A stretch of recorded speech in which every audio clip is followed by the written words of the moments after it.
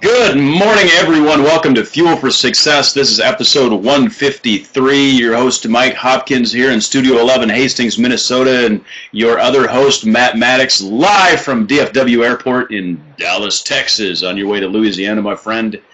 And this is Fuel for Success Friday, and just like every Friday, in just a little bit, we're going to talk about family and relationships, one of our most popular shows. Good morning, my friend. How's travel so far? You know, Mike, my trip is actually going really well, being that I only slept 2 hours. I did just sleep on my entire flight. I'll show you the secret to that. Secret to me sleeping on a plane, I'm about to reveal. I already know. Right here for the entire world to see. Mike's been with me when I've done this. There it is. Lights out. It's peace. Can't see anything. It's dark. Yeah, that's how I sleep. Matt may or may not flip that eye pillow up on his forehead and talk to people on the flight too. Just saying. They're all like, I do, man. That thing, I just flip it up. You know. Anyways, it was a good flight, and everything going through the airport was smooth. As far as the Tampa airport, I got through security in less than a minute. I mean, good. So it was good, man. It's really good. I did a video blog this morning called 3 Lessons That I Learned from Pain. I'll be posting that here in a few minutes. And man, I land at like 10:30 in Alexandria. Got to speak tonight. I got to teach tomorrow from 10 to 4. Speak Sunday morning and then drive 2 hours and speak Sunday night and then fly back home at 5:30 a.m. Monday morning. Looks like a good weekend, doesn't it? Yeah, for sure. So 5:30. So we may not see you Monday morning, huh? Well, it depends on where my layover is. Actually, my layover is in Atlanta, and I think it lays over right around the time where Fuel for Success starts. So as long as Atlanta's Wi-Fi is good, then I should be here. If not, then you'll have to get everybody fired up about juicing and healthy eating and exercise, man. Awesome. Well, hey, today's about family and relationship, and we've got some questions, and I want to just encourage everyone that's on here right now live, ask questions as we're discussing. We've got some questions that have come in and that we're going to try to answer today about building stronger families and getting past hurts and those sort of things. But by all means, ask the questions in the chat box over there. Text them to me. Email them to me. Any way that you can get them to me, and we'll try to cover them here on the air. You can actually just ask them instead of texting them to me, Matt. But that's okay. We've got the first texting you, my friend. I don't. I just said text me the question, so I just thought it was funny. Nice. Actually, I did just text you a question. If you want to know, my friend, how's that one? Sometimes, guys, I'll text Mike funny stuff just to see if I can get him off his game. Yeah, he does. He does pretty well. Anyway, we got a show to run here. Yeah. Enough horsing around. We got a show to run here, Seriously. my friend. Can we be serious here? Listen, I've got breakfast tacos calling my name. I'm in Texas right now. There's a Papacitos around the corner, and I will be getting me a couple breakfast tacos. I'll have you to know. Breakfast tacos. Hey, today is family and relationships. Like I said at the beginning, one of our most popular topics, subjects, days. People love Friday anyways, so maybe that plays into it. But, I think... That is. Why do you think this is one of the most popular shows, in your opinion? I was just going to go there, man. You, read my mind. You know why? Because everybody loves their family. Everybody loves their family. Everybody wants a stronger family. I believe that. And so that leads into the first question I'm going to ask you. How can people get a stronger family? What are some ways, if I'm sitting here watching this show today, I want to strengthen my family. I want to strengthen the bonds of my family, my wife, my kids. How can I get a stronger family? What are some steps I can take? Step number 1, pray together every night. Step number 2, start making memories like a freak. I mean, literally, like, let it be your number 1 passion to make as many memories, big and small, as you possibly can. Establish some traditions. We've talked about that before. Number 4, I would say communication. Number 5, a family fun box. You know, have everybody write down their favorite things they love to do. Caleb and I did it on ping pong balls. We got like 50 ping pong balls, and we wrote down our favorite activities. And have a family night. Like, literally, if you're a busy person, have a designated family night. You know, I've got couples that I know that have date nights, which I think are awesome. I know some moms that go on dates with their sons and some dads that go on dates with their daughters. I just think all of these things right here make families really strong. But what doesn't make families strong is blah. Do you know how many homes I've been in where it's blah? They don't make memories. There's no passion. They don't have traditions. They're just blah. And I think that it all depends on what you want. Do you want a blah family? Do you want an average family? Do you want... I mean, your home should be electrifying. Our home should be a place that, you know, is a place where our kids have the best time of their lives. You know, of course, I know as our kids grow up, I'm already starting to see it with Caleb, and I'm fighting through, like, you know, major issues right now because he's hitting the teen years. But, hey, we'll get there. We'll get through it. You know, it's all good. I just got to suck it up and get through it here. But, yeah, doing those things that I named, Mike, for sure will make a family strong. I mean, wouldn't you say? Absolutely. As you were going through those, one of the things that, and this applies to a lot of areas of life, but also in building stronger families is, you know, sometimes people get sort of stuck on the starting because they think that, you know, everything has to be perfect or everything has to be a big, grandiose event. And, for example, the first thing you said, pray together every night, you know, it doesn't have to be a 90-minute prayer meeting. Okay, it doesn't have to. And making memories doesn't have to be a trip to Disney World, right? So yeah, it don't have to cost a lot of money. Exactly. So it's like I see people all the time like miss opportunities in their life because there may be smaller opportunities or things that just go by, and it doesn't have to be a big event. Everything doesn't have to be a big event. You got to take advantage of the small things in life, the small opportunities. Disney would be fun, Carol. I agree. And there's nothing wrong with big events, and I think that you should try to incorporate them into your life. But, you know, I know, Matt, you and I hang out together, and we make memories, and some of the memories we make, they're not like some big event. It's just like hanging out and just living in the moment. Like, here's something, let's do this. You know, it doesn't cost $1,000 to go do something. And, you know, how much? What's a game of bowling, for example, with your kids? It's cheap. You know, that, for example, I mean, when was the last time you took your kids bowling? We did that several months ago. When's the last time you took me bowling? Let's just bring it right out on the show here, my friend. When's the last time you took me bowling? Well, we went bowling together in Nashville. You did have a blast. No, I'm literally all about making memories, Mike. I think that's the number one thing that's missing in all relationships, whether it be marriages, dating, friendships, with our kids. Like you said, they don't have to cost a lot of money. You know, listen, man, one day it was pouring down rain. I told Caleb, I said, let's go dive in the pool. Man, we swam in that rain, which I know was high risk because Tampa Bay is the lightning capital of the world. But we made a memory, and like now, almost every time it downpours, Caleb's like, Dad, you remember that time we went and swam in the rain? One time I said, let's go run the beach in the rain.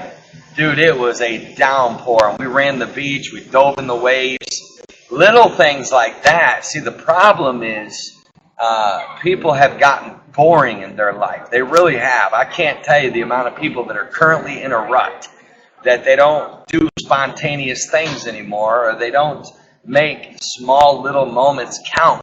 I like what you said. Be in the moment. When a moment happens, try to make a memory out of it, you know? Remember one time Caleb and I ran out of gas on the bridge in Tampa, you know, rather than getting all like, shut up, Mike.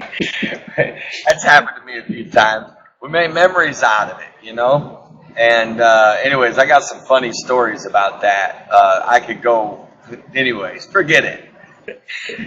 Sorry. Heck, you didn't have to say any words, but your laugh told me a lot. And the way you laugh, see, I'm a studier of body language. You just gave me a full-blown speech with that laugh right there. We're not going to talk about it.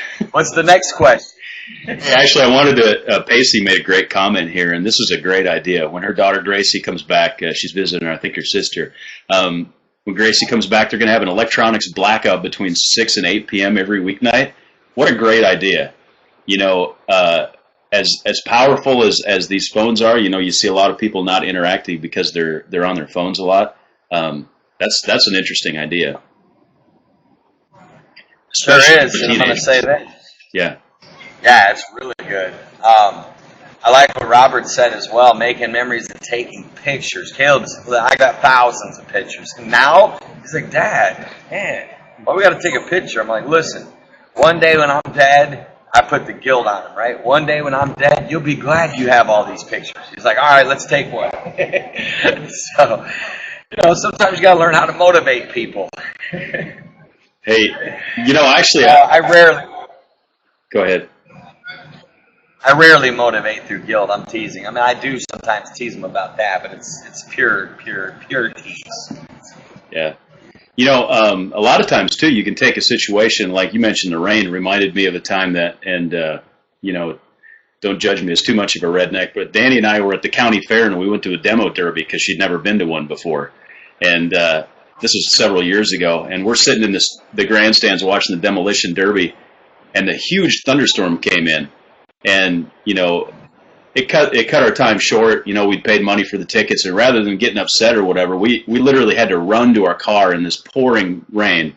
It was like a torrential downpour, and it was like almost a mile to the car. But we had such a good time. That's like one of the most memorable moments we've ever had together, because we're laughing and running in the rain and just, enjoying life. And it's like, why not take advantage of this opportunity and have fun rather than, get upset about the situation? There's nothing I can do. I can't stop the rain. Mike, too many people are uptight. Too many people, especially in today's economy, in today's world, too many people have lost the fun, the having fun, right? The playfulness. We talk about how to strengthen families. Be more playful. Have more fun. Don't take things so serious. And like it's all about being in the moment. It's all about being happy, right? Really happy, and really bring that energy into the home and among our kids and our marriages. I see a lot of couples, they don't play, they don't flirt. Man, why'd you stop flirting? Because you got married, So, anyways, I think it's just healthy to do that. I think all of these little things that Mike and I named will automatically make your family stronger if you start doing them. Can I say one last thing? Don't be a moody person. Do not be moody. Moodiness should be a cause of arrest. We should literally start arresting people and taking them to jail if they're moody. I mean, like extra moody, ultra moody. Like you're afraid to say anything because they're so moody.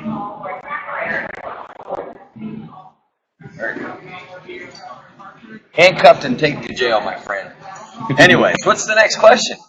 Hey, our good friend Robert is asking, what advice would you give parents preparing to have children? What are you saying here, Robert? All right, you ready for this, Robert? If you'll ever listen to a human being, listen to what I'm about to say, because it will change your life forever. There's a book written by an Amish couple. You're going to have to Google it to find it. It's called Train Up a Child. Okay? I think the last name is Pearl, P-E-A-R-L. The Pearls wrote it. They're an Amish kid. You're not going to find it in Barnes & Nobles, and you might not find it on, you're going to have to probably go to their website to order it. But let me tell you right now, I've read every book about parenting that you could imagine. That is by far the number one book that I would tell any parent to read. It's called Train Up a Child. It's extremely good. So, that's what I would do. It's good. I will. I would say have a plan, and have a strategy. What's interesting is that that looks like it, Bessie. What's interesting though is somebody just gave me their business card and told me to email them. So They must like our show. Cool. What advice after raising 3 kids? One piece of advice that I would give to a parent preparing to have kids is that all the stuff that you read that'll talk about this kind of kid and that kind of kid and whatever, understand that every child is different, and that you're not really going to know. It's going to take some trial and error to figure out what the personality of your children are and how to deal with them, how to best sort of manage them, for lack of a better word, and how to best parent them. There is no one size fits all. One solution works for every kid. It just doesn't work that way. It's like anything in life. Everybody's different, and you'll have to take the principles and apply it to the specific needs of the child. So, well, and I'll say this: that book, okay, and preparing for that's good stuff too, Mike. That book, Train Up a Child. See, here's what I honestly believe. First of all, it's a biblical concept. Train up a child in the way they should go, and when they're old, they won't depart. Like, the real secret to parenting is what you do when they are children. Too many parents do not take this seriously, that word train. It's a difference between, buying your kids shoes for school and making sure they got a backpack and making sure they do their homework. There's some training involved when they're 2. There's behavioral patterns that you establish when they're 2, when they're 3, when they're 4. Like, I remember when my son was like 2, I taught him through what I learned in this book that how to respond to when I say no, how to not touch things when we go to people's houses. I'm blown away at the amount of parents that let their kids go touch other people's trinkets in their house. And oh, isn't that cute? No, it's not cute. It's disrespectful for your kid to pick up some person's trinkets or whatever. But anyways, next question, Mike. It's a good question, Robert. In fact, we'll dive more into this next Friday because Mike and I will give some more things that we learned what to do and what not to do. Why, do I hear a baby on the way, Robert, my friend? I mean, talk to me, man. I also like what Becky said. Cherish every moment because it goes by too fast. Your head will spin at how fast the time goes by. You'll turn around and your kids are 15, and you're like, what just happened? And I can tell you that 100 times, and you won't believe it until it happens. But trust me. Hey. There's no question. Next question we have is how can a person prevent carrying? So, segueing a little bit into relationships, how can a person prevent carrying past hurts into a relationship? So, carrying baggage from a previous relationship into a new relationship. How can you leave those hurts, in the past? I guess. I think, Mike, it's going to depend on what kind of relationship we're talking about, because if we're talking about dating, I got a lot to say about that. If we're talking about someone that's married and didn't deal with the past, whether it was getting hurt by their dad, or whether it's whether it's even in a business partnership. Let's say I got fried by my last business partner. If I don't get whole about that and put that in its right perspective, it would affect Mike and I's business relationship. True. So this, Mike, is probably one of the number one causes of struggles and lack of just intimacy in relationships, because too many people bring the past into the future. Too many people don't deal with the past the way they should. Like, for example, someone that dates somebody, breaks up, and then dates somebody right away, that relationship, it's like someone that, like I meet people that might have an affair, right? And they fall in love with somebody that they have an affair with. That's a bunch of junk. You know why? Because you're automatically starting off on a foundation of deceit and distrust and dishonesty. And I honestly believe that foundation is everything. And the problem in all of our relationships is very few of us take the time to heal and become whole as a person. And we're this in our singlehood, we should be working on becoming whole and healthy mentally, emotionally, Not judging every guy by the way the last three guys treated you. Right. Not judging every girl by the way the last three girls treated you. Not judging every future business interaction by the way the last one happened, or not judging every pastor by the way the last pastor treated you. You know, Mike, not dealing with these hurting relationships, these wounds, it affects us. It really does. So, what was the question again? It was, how do you prevent carrying those past hurts into a relationship? how you do it. You deal with it before you get into another relationship. I have a belief that if someone goes through a divorce or their spouse dies, my personal belief is a year, but definitely 6 months. I'm really leery of people that have a breakup and get into another relationship a month down the road, 2 months down the road. Any time you go from one relationship to another, it's not going to be healthy. So I've always been of the philosophy that, hey, if someone has just gone through a divorce or their spouse died, give it a year. Give it a year. They need to go through every season of grief. Fall, winter, spring, and summer. You know, they got to deal with, they got to bury make sure that they've closed the door, make sure that there's no feelings, because we're going for healthy relationships.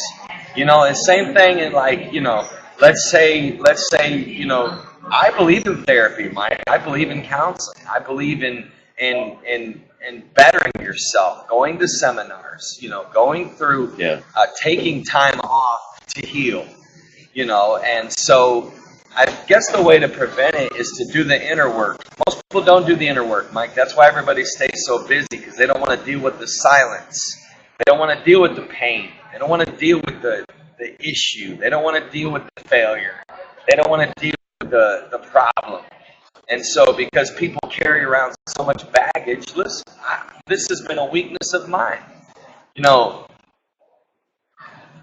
This has been a real weakness of mine, and not only just my dating relationships, but in my friendships. Been hurt by some people, and it's made me guarded with other friends or other, even Carol told me one day, she said, it took about 3 years before you really opened up to us. And I was like, well, it took about 3 years before I really knew I could trust you. Not because of you at all. I knew from almost day one my intuition. Our intuition is our greatest gift. Most people dishonor their intuition, and that's why they get in trouble. But my intuition said Mike and Carol were safe people. But literally, I didn't really open up to them. Maybe I don't know, Mike, you might know more, maybe 2 years-ish. Something like that, yeah. What are your thoughts, man? Well, I think that there's, and I hate to categorize or cast, broad dispersions, but a lot of people, there's really sort of two categories of people. There's the people who feel like they're always broken, and then there's also people who have a difficult time realizing that they may even have past hurts, and or maybe admitting, and self-deception is sort of the worst kind of deception. I think one of the first things you need to do is understand that it's possible, and in fact, I don't know that anybody that's lived longer than 5 or 6 years, doesn't have past hurts that affects the way that they relate with other people, and just understanding that. Past relationships, past hurts, past difficulties will affect every part of your life. Understanding that, sometimes you just need to sort of step back and look at things with an outside perspective and say, this is affecting the way that I handle things. This is affecting the way that I deal with people. And that's a good first step, just to understand it, just to realize it. Some people, that's intuitive to them. They just know it. Other people, not so much. I'm the kind of person that literally has to take a step back and look at it and say, okay, now wait a minute. Why am I reacting this way? What happened in the past that's causing this? And you're a little more intuitive with that, Matt. For example, you sort of understand how the hurts affect you. It's been a little more difficult. It's a little more difficult for me to see that, and I think that's a personality type. I'm an analytical engineering type, so I'm like, this is what it is, and the past is the past, and whatever. But it does affect us, and it does get in our subconscious and our psyche, and so. Let You know something? I'm going to say this to all of you out there, and I don't want anyone to misunderstand what I'm about to say, but what I'm about to say is truth. Healing takes time. Yeah. Bill is exactly right. Everyone is different. The biggest mistake that people make in situations where there's broken trust is there's nothing worse than breaking someone's trust. And one of the things that I've witnessed personally, one of the things that I've seen, is people try to rush the healing of that, and it ends up destroying any chance of healing for that relationship. Yeah. Because so very few people, Mike, one of the best books that I've ever read was The 5 Love Languages of Apology, or The 5 Languages of Apology.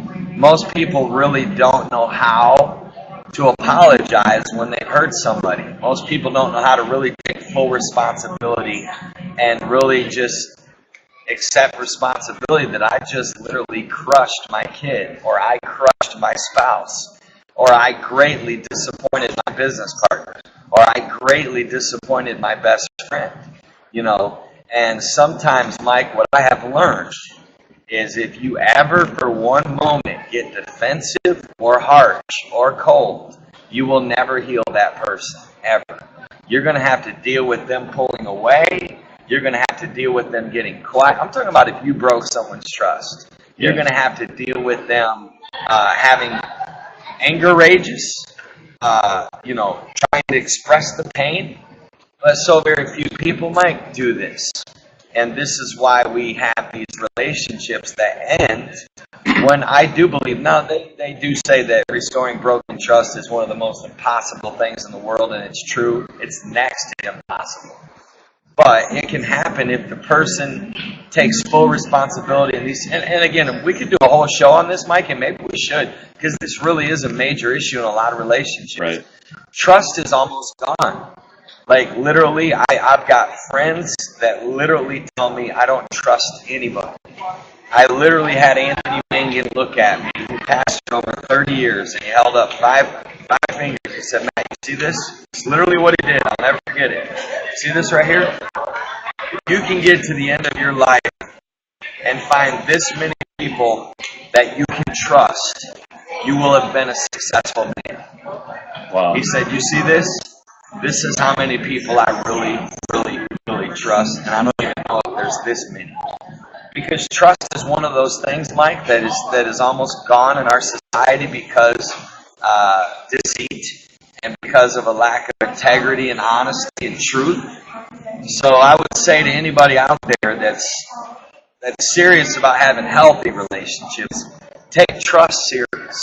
Take it very serious. Go to the extreme to make the people that you love, earn your trust. Trust. Somebody asked me a while back, "Do you trust me?" And I said, trust isn't something that I give; it's something you earn. It's not. This is what a lot of it's a misconception. We want everyone to think so good of us. We want everyone to believe that we'll never hurt them. Usually, when people tell me, "Man, I'll never hurt you," I'm like, I wish you wouldn't have said that. Better off for you to just live in the moment and just do the actions necessary, whatever the case may be. Again, Mike, we're dealing with subjects. That's why I'm glad we're together every Friday. The trust subject, I'd like us to give a whole show to. Yeah. Because I think both of us have some things we can say to parents, to dads, to husbands, to wives, to friends, to business partners. Mike and I literally trust each other with our life. I mean, so we could share how we got that trust. That's not easy, especially when he lives in Minnesota and I live in Florida. We're about as opposite as a cat and dog, and as opposite as summer and winter. But anyways, your take, Mike, on that? You know what? I wanted to say that the folks that are here with us on the show, there's been some amazing comments. And so many good ones that I can't even acknowledge them all. I like to try to acknowledge these amazing comments, but there's like 50 of them that flew by. We've got amazing people that join on the show, and the content has been incredible. I mean, we've literally got people that are on the show that are making comments, that are ministering to other people, and just literally everybody's saying amazing things, and it's great. And this interaction, this is incredible to me. I'm humbled that everybody's here with us and interacting and contributing to this show. What a great community. What a wonderful community. Yeah, I like that. And I'm going to just say I agree with you, Mike. Our Fuel for Success community, I want everyone to hear me, it's a real community. This is no joke. I mean, people take vacations together. They become best friends. I love what Pacey just said. Doing the inner work is hard. It requires vulnerability. That was actually one of our next questions, is how to become more vulnerable. We're not going to deal with it today, but I do agree with what Pacey said. It requires major vulnerability to do the inner work of healing. I remember when I went through counseling, I went through like 12 straight weeks of counseling, man. It was brutal. And I mean brutal. I mean, it was brutal. I took some time to heal. I took some time off, and now I've got to do it again. You never stop healing. We're living in a broken world, you know. You never stop. But I will say this, it is extremely important that you heal, because you cannot have successful relationships when you carry past baggage and unhealthy emotions and unhealthy thought process into future relationships. You just can't. So sometimes, believe it or not, taking time off is your best gift. I see people that go from one relationship to another and never slow down. You know, Mike, why I was always on the go was because I didn't want to slow down and deal with, I would have moments when I would drop my son off, because I went through a divorce 9 years ago. So I would have moments where I drop my son off and I go back to my home and it would be so quiet, it would be so depressing. I would literally go into a depression. Like, I'm talking a real depression. Like, if I would have gone to a doctor, they would have given me medication. But my counselor actually taught me how to actually deal with the quiet, how to deal with the silence, how to walk through those emotions when you walk in the home and it's so quiet and you miss your son and he's going to be gone the next 3 nights and his presence isn't there. I mean, I could go deep into this, Mike, and the things that I learned. Some of you deal with this when your teenager moves out, some of you moms. But anyways, I even would love to hear Julia's story. She went through a tragic death last year. Yeah. Her husband just went to work, tragically died. She got a phone call, so stuff like that. Like, we really would need to get her on the show and pick her brain on that. Yeah, dealing with grief. Anyways, awesome show today, Mike. Wish I could hang, but got to catch a plane here in a little bit, my friend. It was a great week. Enjoyed it. Looking forward to being back with you on Monday. Appreciate your friendship. Appreciate everyone that watched live. Appreciate everyone that watches later on the archive. Don't forget, you can watch any of our previous shows by going to fuelforsuccess.tv. Love you guys. Believe in you. And we'll see you Monday morning at 9 a.m. Eastern Standard Time. Enjoy your weekend. Go play. Have fun. Make some memories. Take some memories. Slow down. Make some memories. All right, everyone. We'll see you Monday. God bless. Any final words?